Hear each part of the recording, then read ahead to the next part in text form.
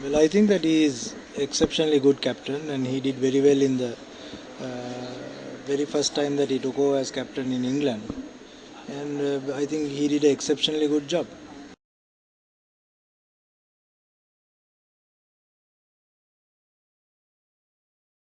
The most important thing is what you got to understand is that we won 6 games before we went into the final. So actually, when you go into the final after winning 6 games, I mean, you have to first talk about the good work that you have done before. So just trying to only concentrate on what happened at the final. Firstly, I mean, we must appreciate the fact that Sri Lanka, when we left, no one gave us a ghost of a chance to even qualify in the first round. But we won all our 6 games. Even the champions Pakistan lost 2 games out of the 7. Sri Lanka lost only 1 game. In the finals, very simple. Our batsmen didn't bat well in the top of the order, and that cost us an additional about 20 runs. So if we had around 160, I'm sure we could have won the final.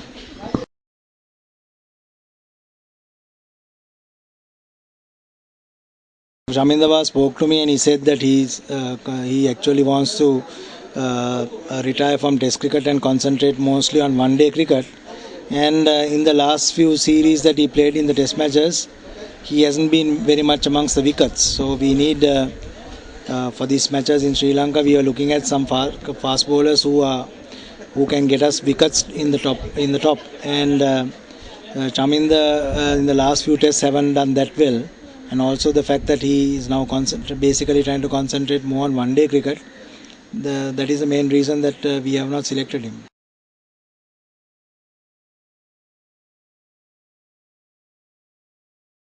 Well, the main reason is that we wanted a wicket keeper is to give Sangakkara some sort of rest so that he doesn't have to bat at number 3 and wicket keep. But since Prasanna Jayawardene has injured his finger and he's got a fracture, we've included Kaushalya as a specialist keeper. So whether Sangakkara wants to keep, because actually if Sangakkara keeps, we can get a better balance to the team, because we can actually get an all-round at number 7. That helps us in the bowling department, to give a little more rest to our spinners. Otherwise, our spinners are taxed too much. So in order to get the team balance, Sangakkara keeping helps. But in the long term, I don't know whether Sangakkara can keep and then bat at 3, because it's very tiring.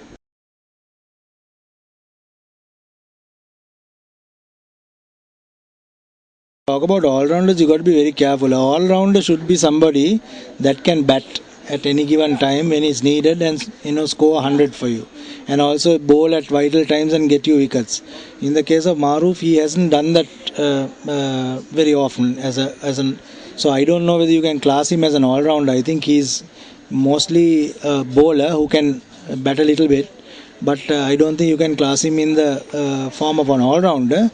I think Matthews, if he can improve his bowling a little more, I think he will be more or less the all-rounder that you can talk about.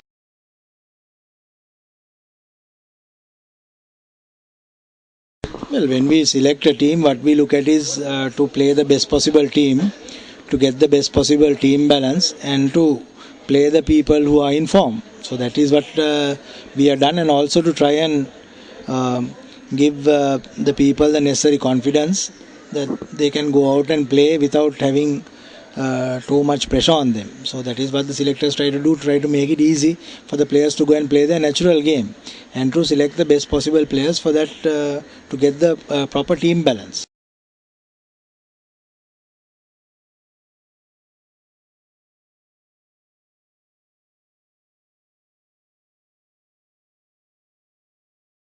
I think what you are saying is in the T20, that is in the test matches, we have a very sound middle order. We have Samaravira and Dilshan in the middle, and either Kapugedara or Matthews will bat in the middle. So in the test matches, we don't have any problem with our middle order. It was a case that the middle order was what you're talking about is in the T20, but what you got to understand is batting number 6, 7 with our people in the front scoring runs. The people at the end got only very few deliveries to go and bat. So it is very, very unfair to judge them on, because as they go in the very first ball, they have to score at almost 10, 12 runs and over. So it is not fair, because when you take each and every one for us to come into the finals, they did their job. They did a job. So as a team, we did exceptionally well. And I think instead of trying to look at the negatives, when we, like I told you at the beginning, no one gave us a ghost of a chance, but we got to the finals. So what you got to understand is that we won 6 matches in a row. In the final, we had batsmen didn't play well, and we had a bad day. Other than that, we played exceptionally good cricket. So we should look at the positives rather than try to look at negatives and try to look at the negative side. We should take the positives that came out of this tour. We got into the finals, then we got some new players into the system who perform well.